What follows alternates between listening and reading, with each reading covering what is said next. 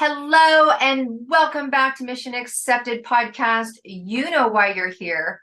You know why you're here because you love and enjoy listening to people talk about their crazy story of how they decided to take the mission. You yourself might be on a mission or you're thinking about doing it and you're like, that's going to make me jump in. That sounds like a lot of fun. But the cool thing about people that take on the mission is they continue to take on the mission. And as they stay dedicated to their passion, it might turn, it might change, twist. All of a sudden, one book changes their life, one handshake changes their life. I always say for us, it's like the 1,000 handshakes to that one handshake. It's like, Cari, how did you get it? How did you get to have a radio show that has that kind of exposure? You're like, oh, the second day of business. No, it was, I'm sure there's a bit of a process that we want to hear about today. So no matter what business you're in or what project you're in, profit, nonprofit, and maybe you're just here to have some fun and listen to some really cool people that are doing some cool things, because there's nothing wrong with that either. So welcome to the show.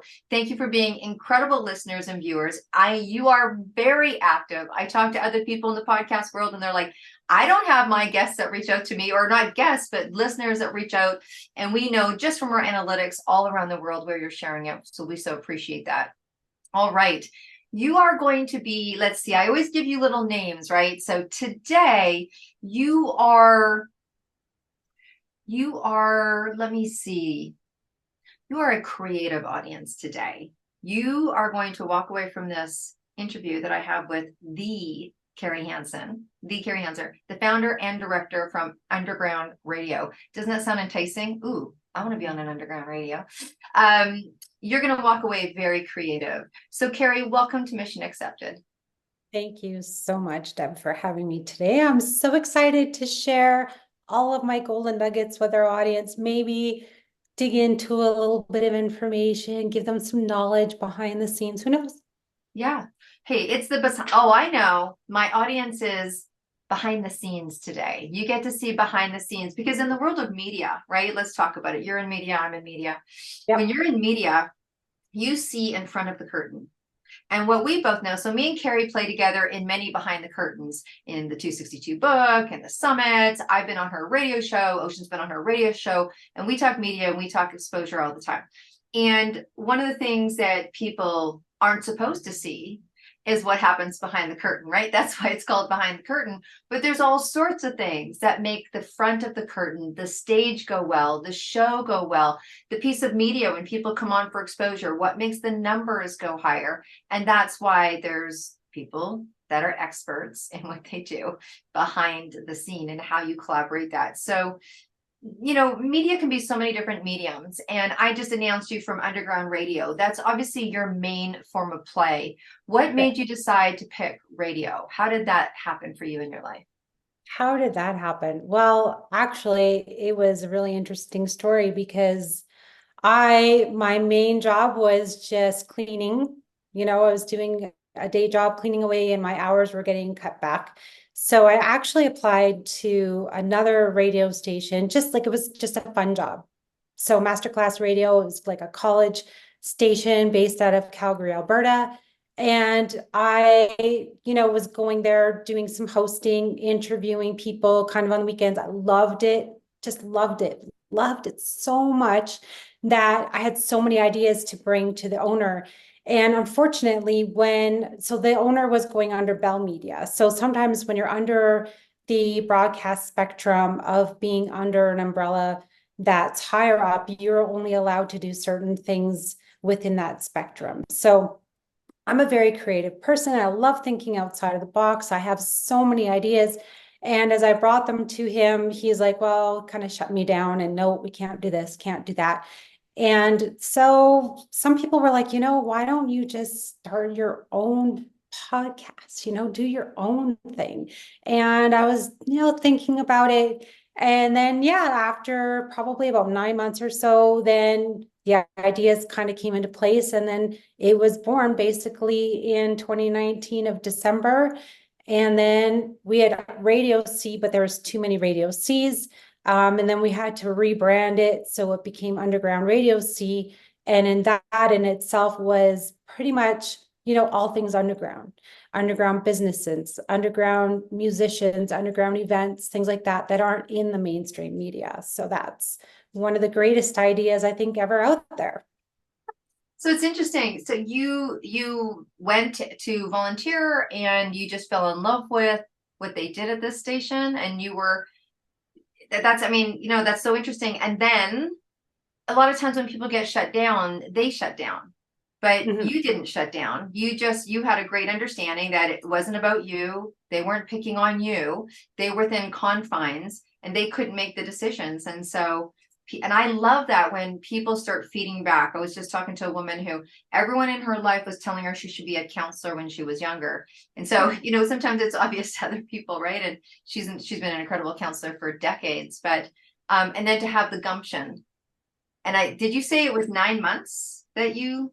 It was about, yeah, about 9 months. And actually, it was a paid position. It actually wasn't volunteer. So, but it was Okay. just very part-time, only a couple hours on the weekend. And I just wanted more because that's what I craved and was more. And I just couldn't get that out of it. So, yeah. Yeah. It Okay. was just about 9 months. It was kind of almost like the birth of a child in a way. So it's kind of cool. That's awesome. That's Yeah. awesome. Um, so you're in radio, and I know me and you have had lots of off-show conversations because we chat and we talk. And one Yeah. of the things when I was on your show, it's not surprising to me because I'm in media, but I think it's surprising to people to hear that radio still has the number of impact, because unless you're really active in radio or listening to streaming radio or all of that, Yeah. sometimes people don't realize that it still has an impact. I think they think sometimes that podcasts and streaming TV have overshadowed radio, but that's not really true. That's not really true. Being on your, yeah, I mean, and the one thing I absolutely love about your show is it's live. Like you Yeah. are there and it is streaming live. So tell us some of the great stuff why someone should consider radio in terms of their exposure model. Okay. Well, I didn't really have to dig too deep into this, but I was like, the greatest thing about radio nowadays, because we do have the streaming services, is that you can combine these. So Deb's platform and my platform, we can go live on all those platforms during a radio show, which is great because a radio show is streamed through a local radio station here in Alberta. So it's Jess FM. So it's not my platform, but it's actually a friend of a friend's platform. And we got introduced and he's like, hey, Jesse was the owner. He's, come on, let's do some shows. And so he takes that streaming link and he streams it out pretty much all over the world. So we have that benefit of using his radio station to be able to take all these streaming links and go out. And we're talking LinkedIn, Roku. We're through the NCG television network in Italy, like across the world, which is super cool. Deb can tap in, I can tap in. We can go through Facebook, Instagram, like you name it. So back in the day of mainstream radio, there wasn't, the reach that we have today with all the streaming platforms. So within an hour, we can reach, over 100,000 people, like just like that. And then back in the day, it was just like the small town, 100 people, and so it's come a long way in 500 years, I would say for sure. But I love that, and I just love that it's instant, it's now, and the live makes it so fun because I mean, you can go back and edit and take out the bloopers. I just love the bloopers and I just love being authentic and it's raw and it's just so fun. Just love it. Well, that's one of the things that we have in common is that on our show, even here on the show, Mhm. we don't edit. Bloopers are great. I think some of the best gem drops that happens is when people go off. You can see like they've just gone off what it is they were going to say or how they were going to say it, and you get this Yeah. incredible. It used to be like that when I used to go listen to my teacher, right? So when I was studying Ayurveda and health, and she'd go off in these really beautiful stories, and in there was just wealth of knowledge. And I love the fact that, like I said, that it's live and you can serve. And the cool thing is that just opening people's ideas up to what they can do, what they can do in terms of being tapped into someone who has a radio show. So you can have a show that's streaming on someone else's network. You don't have to own the whole party or play the whole party. You can take your creative piece and take it there. Just like So now you've got the 100,000 audience, and instead of me doing 100,000 Facebook lives or 20,000 Facebook lives, or you know what I mean, how many people you have on your live, you're able to go in and tap on something live. And the nice thing about live is I really feel like it has its own sense of dedication. Like people that are attached to your show, they know to dial in, right? Because it's live. It's Yeah. live. And there is Yeah. a certain, it's like going to the concert versus listening to the album, or, streaming, your favorite band, and you go and you see it live. It's such a different vibe. Hey. It's so different. And just not only that, but some people were kind of like, well, what's the difference? Podcast, radio. A lot of podcasts are pretty much the same topic over and over again. They have a certain thing that they like to talk about. Well, for my shows, one thing I love about it, and I think why people tune in is because there's always a different guest every single week. And even if it's a returning guest, chances are the topics aren't necessarily the same. So we can go off topic, and then a lot of times we'll start, the show going into, say, their book, or they want to talk about their album, or they want to talk about whatever it is that they actually wanted to come on. And the whole table's turned by the end of the show, and it ends up being, something going on in the world, or it could just be one of their favorite charities, or like bloopers happen and we just laugh and it's just, whatever. Or they just want to talk about something that's deep in their heart and it comes out. Perhaps it's just how they even got into the industry that they're in, or how they switched industries. It's really cool. And it's just, like I said, it's fun, authentic, and it's, you never know. So I think that brings the audience in going, okay, who's going to be this week? They get the tidbit of, you know, who's going to be on through the posters, right? But Yeah. again, I don't like to share too much on a bio posting it because I don't like to give away the whole show. I mean, that's defeats the purpose. But yeah, but it's fun. Like you just never know. You're like, okay, this might be a person that they've always wanted to see live. But and they get to see really who that person is instead of, like you said, it could be, you're seeing your favorite, person live in concert, and versus hearing their music over the radio, you see the difference. Yeah. But then this is talking to that person, why they created the music, or just the in-depth stuff, which is, you can't beat that, really. Yeah. It's rich. It's rich. It allows you, again, kind of like that backstage pass. Yeah. So look, for people that are using, a lot of times people use our medium and your medium as well to get out their message about their business or their project or nonprofit or album or what you were talking about there. Those people that are looking at doing radio or have done radio, how can they maximize their results? Like what can they do pre or post, or how can they really maximize results to get a super high exposure rate from doing a show? Right. So I talked about, how we do some posting before the shows. So it's good that, whoever's interviewing you gets some information prior to the show. I myself like to get a bio, pictures. It's like a EPK, basically an electronic press kit, if you will. So it gets all the information of the person. I like to make a little post about who they are, generally share it, within a few days of the show. I do suggest that we'll maximize some numbers is that the guests themselves share that post out. They can even do it beforehand. They could do their own little reel, a little live saying, hey, I'm going to be on Deb's show within a week, or I'm going to be on Cari's show in a week. You guys tune in, get your audience engaged, share that out. When the shows pop up, be active, right before, be like, yeah, I'm going to be on this evening, tune in, share on stories, share reels, share posts. And I'm talking all single platforms, as many as you can. If you're on LinkedIn, all the socials, Yeah, basically. yeah. There's so many alignable, there's, Instagram, there's Facebook, and people have personal Facebook and their business Facebooks, do them all. And during the show, if you can, or just prior to, share the show pages out to, or like the links to tune in to your friends, family, those who are interested, your fans, get them all in there.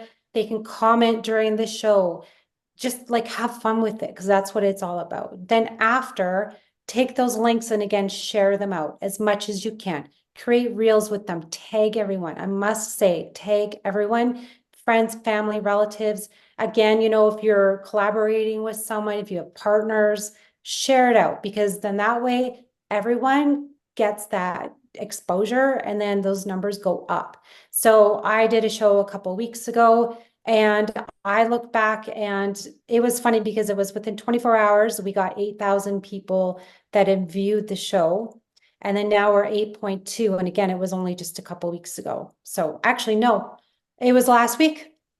So just within a week, it's gone up 2,000, and it was like 8,000 overnight. So, and that was just the Facebook video. So that goes to show, the person that I was doing the show with had a lot of connections, and then you just share it, keep going, keep going. So that's the best way. Also come back on the show as well. Do a follow-up and have some fun with it. And then also get, friends of friends to come on, and they can say, hey, I was on Cari's show. That bumps up the views as well, because they go back and they watch your stuff too. It's pretty cool. And it can be very fast, which is one of the best results you can get. And I think all of this is super important, because we know, I talk to people about like literally doing, like if you're going to invest in your show, invest here, invest there, time and or money. And I am of the thought, not that people can't do shows that don't cost a lot, but if you are on shows that have a marketing budget, then the results are so much higher. You just talked about that. Yeah. So don't be afraid to invest in your marketing, right? It's no different than anything else, Yeah. because that also gives the person who's doing the marketing the funds to be able to do exactly what you want and help get you out there. But no matter how much I pay, and there's some places that I pay considerably for marketing, right? One of them is the Emmys. We're going to be at the Emmys now. Let me tell you, it's a pay to play. But how much exposure am I going to take on myself? Same as with your show, letting everyone in the group know it, letting all the authors know, like, we're going to be on there, we're going to be on there. It's so important, no matter what, that you take, you know that you're going to do a great job. You've hit 8,000, but I think a lot of times people don't pay much attention to pre and post. And if they kind of grab the pre, I'm going to be on, I'm going to be on, I'm going to be on. And then somehow there's something about being on, sending it out, and it kind of drops. So I think it's important if people take the marketing that they're doing, the show with you, and bring it into their marketing plan, right? Yeah. There's so many things that they can do. People want to see them now, and they want to see them 3 months from now. I mean, using the same interview 3 months from now is absolutely fine. And yeah, just putting it in places like their websites, if they have a media page, and if they don't, they should have one. Yeah. And even texting, it's really interesting. So as a friend of many, as like you, sometimes I'll see my friends, they'll post. I mean, sometimes, look, we can't expect that people are on social all the time, right? I'm super busy with a project right now. I haven't been on there for a few days, 5 days. And then my friend's like, oh, hey, I was on this. And I'm like, why didn't you tell me? Yeah. Sometimes we're so absorbed with telling the world, we forget to tell our supportive inner circle.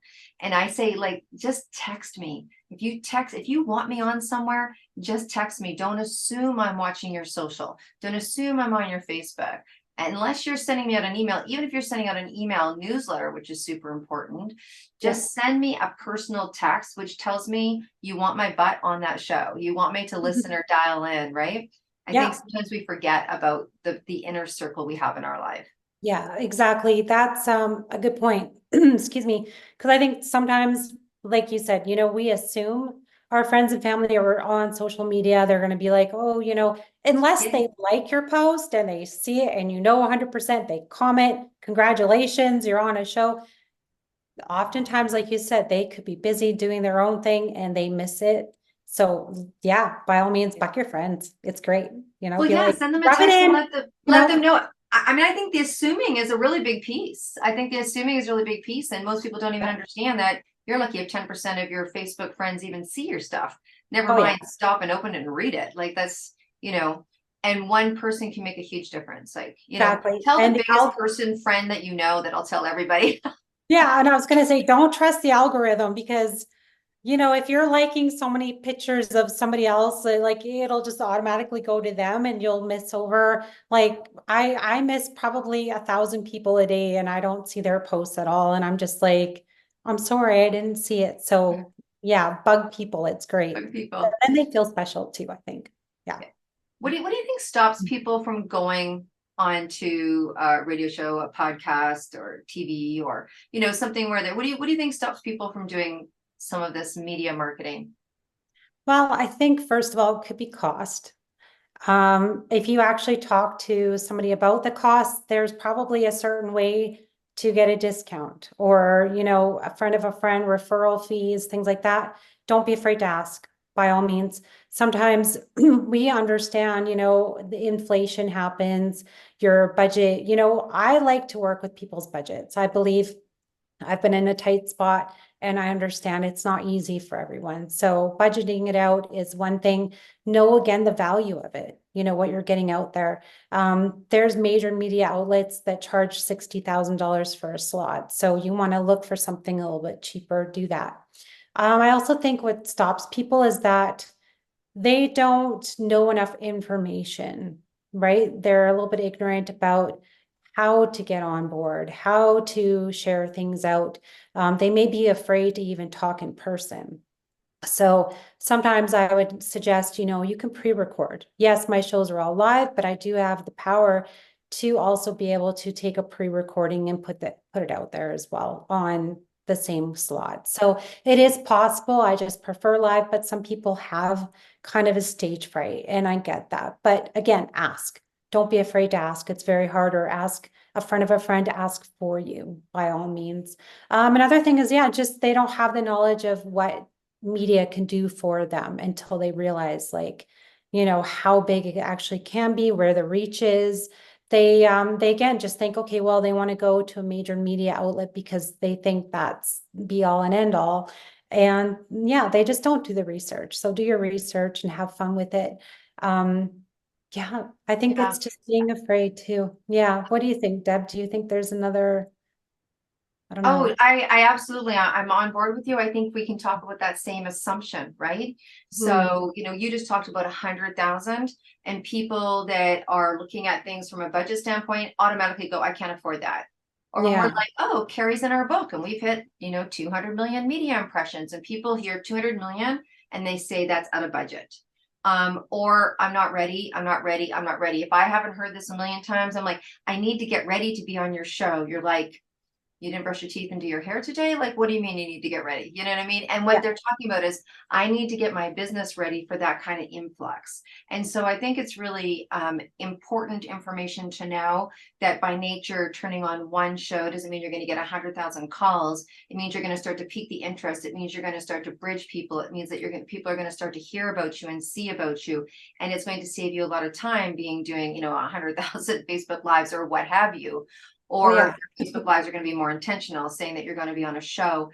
And I don't think people really realize the power of media badges and credentials. And Right. so when you start to talk about being on radio, look, they need to call you, they need to call us and have a conversation and find out all that information and see what that dollar is going to get them, as well as you don't need to do it in a way of, this is something I'm looking at next year, which you can, right? So that you have that understanding and do that yearly budget. But it's never too early, I guess, is my you're out there, is it's not too early to call, even if it is next year, so that if there is things you need to do to get ready, either there's a program coming, or for people like us, like, I got to get on your show next week. And I'm like, why? They're like, we're launching a book the week after. And I'm like, we book 5 weeks out.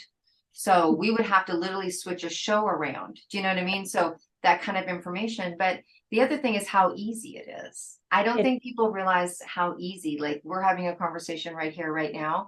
You're in your friend's kitchen. I'm in my office, and we're comfortable and we're casual and we're having a conversation. And that, I know both you and I do pre-show coaching. yeah. So sometimes people are nervous, and what makes them nervous, and we'll give them questions, or they give us the questions to ask, that they would know if they were standing there shaking in their boots. Like, they Exactly. know the answer to those questions. So there's all sorts of backstage, I don't want to Mhm. say tricks and tips, but there's all No. backstage strategies for making you look like the star, comfortable, knowing. And I think it's really important for people to understand they don't have to be at certain barometers or certain incomes to play. These are really great things to do that Yeah, are not the big house stuff. Um, exactly. Yeah. but they can market it that way. Like, you take Yeah. something like, I know what your show costs, it's incredibly reasonable. You take something like your show and you bring it into your social media bandwidth or your Instagram or your, not your Instagram, your emails or whatever you're doing, it just brings the value of it up, you know? Mhm. Yeah, going back to when you said, preparing for a show as well. It's really custom to my guests. Most of the time, though, I'm very much off paper, off script, because that way it does become an authentic type of a conversation. I will, introduce a guest and be like, okay, why they are there for that show, what they want to, tell their audience. But I find having just a comfortable conversation makes everyone they feel a little bit more at home. I've had almost every single guest after just say, thank you. I felt so comfortable talking with you. And it's also just someone that will listen as well. That's kind of what you want to have is somebody that's comfortable. They're willing to listen. They're willing to give you that time. If you go to, again, the major media outlets, it's very businessy. So they're going to be like, why are you here? They'll give you their questions and it's in and out. Not even your 3 to 5 business days, it's 3 to 5 minutes and you're in and out. So you have to be extremely prepared for those times and it will be completely scripted. So not only that, but if you're going into a major media outlet with a commercial, it's got to be prepared. It's got to be right then and there. 30-second commercials, again, they're going to cost you a lot of money. So don't be afraid to ask. Like I've got a sponsor who has a commercial and every so often, if he's like, hey, can you just post that up? Because he's a sponsor, he gets special privileges and their sponsor packages. So ask Mhm. about that as well. They get extra stuff. So if they wanted, their commercial out there a couple times a month, they get it. If they want it every day, they get it. And again, like you're going to be, paying so much more under those major media outlets for sure. But just ask. Yeah, Asking is wonderful, opens up so many opportunities. And don't be afraid. Yeah.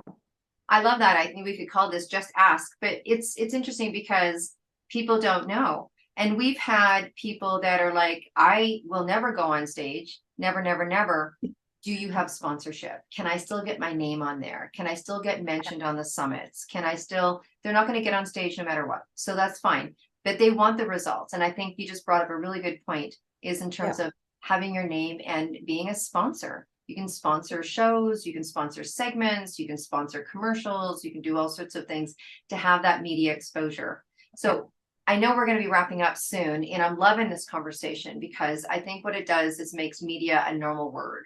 Do you know what I Yeah. mean? It's like, and it has a high level accessibility. And here's the interesting thing: when people do media, you need to market the media. We've just told you to market your media. What about you? Have you ever had an experience where you've had your own, I don't know, something cool that's happened by doing something in media, or you've had a fun experience, or there's a cool story, or something that happened for your business or your project or yourself personally? Like, do you have anything fun to share? Oh, the greatest thing I remember is I haven't been doing it recently, but I was doing a Tuesday show called Culture Connection with another host.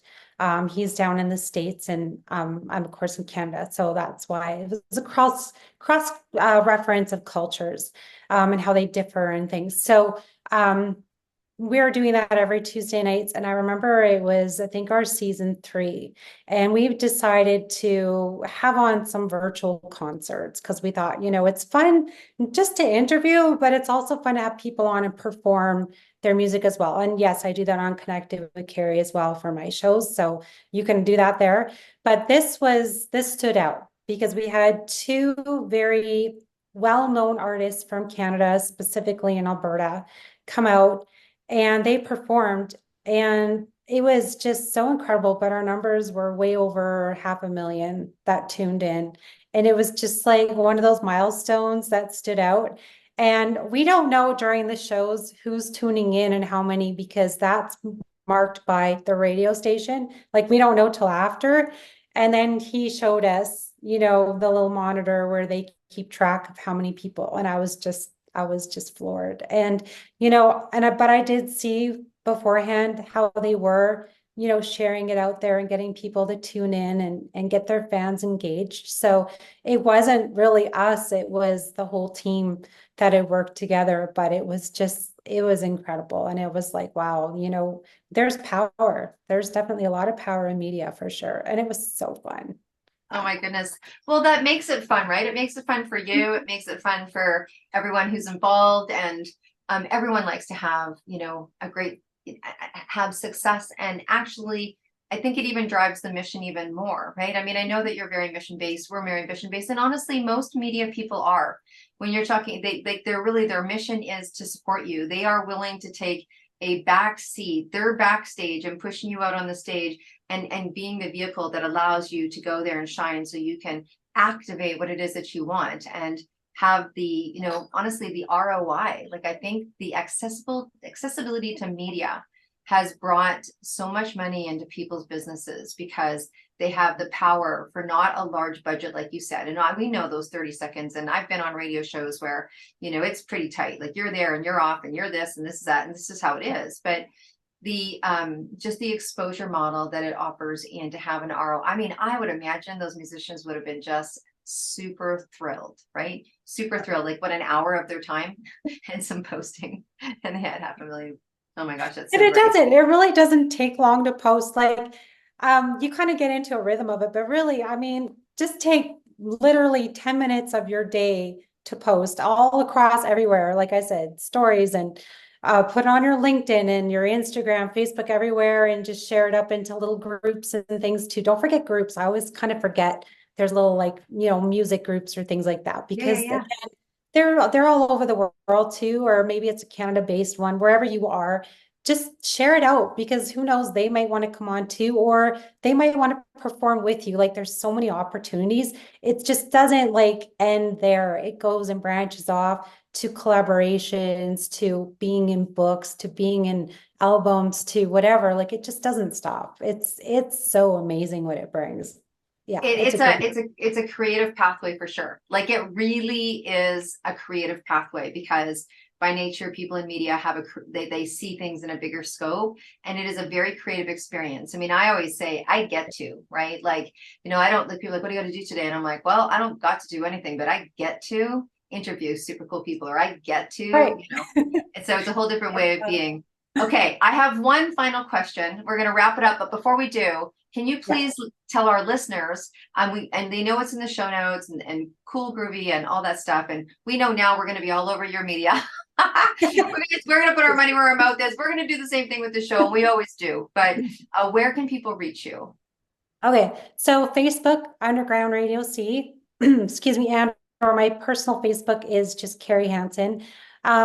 With my personal one, it's friends of friends. So if you know someone who is a friend of mine, then chances are you'll get added. I don't really take strangers that way. Email me, radioc.contact@gmail.com. You can reach me there. Also, my Instagram is underground_radio_C as well. There, LinkedIn's just Cari Hansen. I'm on Alignable. It's not one of the major platforms, but again, it's just Cari Hansen over there.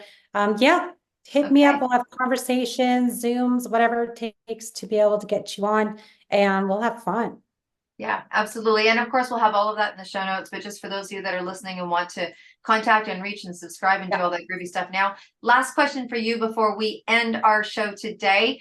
You are on your way to a desert island and you're packing your suitcase and it's you. And you've got room for one album. You're like, I've only got room for one album. And amongst all that sunscreen, what one album could you not imagine not listening to for the rest of your days? My goodness. Album, band, song. It can't be a collection, can't be a greatest hits. Okay. I am a huge Chris Brown fan. All right. Massive, huge. It's on repeat all the time. Right now, his 11:11 album is out. He's on tour. everything. And I'm just, like I said, it's on repeat. I do the old schools and everything too. But if I have to name one album, it's the 1111 Deluxe right now. So, All right, yeah. Mr. Chris Brown. That is awesome. Well, thank you so much for sharing, and thank you for Thank listeners you. again. And look at our listeners are super active. We know they're sharing, we know they're talking, we know that they're doing all the things because they are more than likely on some kind of mission themselves, and they so appreciate. If you want to be where Cari's sitting and you'd like to be on a show, we have solo shows like Cari is today. We have group shows of different sectors of people like entrepreneurs and people in media and health and wellness and coaches and momagers and dadagers. If you're out there, we want to bring you on the show with your peeps and have that conversation. As well as we have we've just opened conversations up for the next 2024 and 2025 speakers. So if you'd like to speak and be on stage, either live or live online, if you want to get that kind of exposure, just reach out to us. And it's super easy. You know where it is. It's deb@debdrummond.com. This is not difficult, super easy.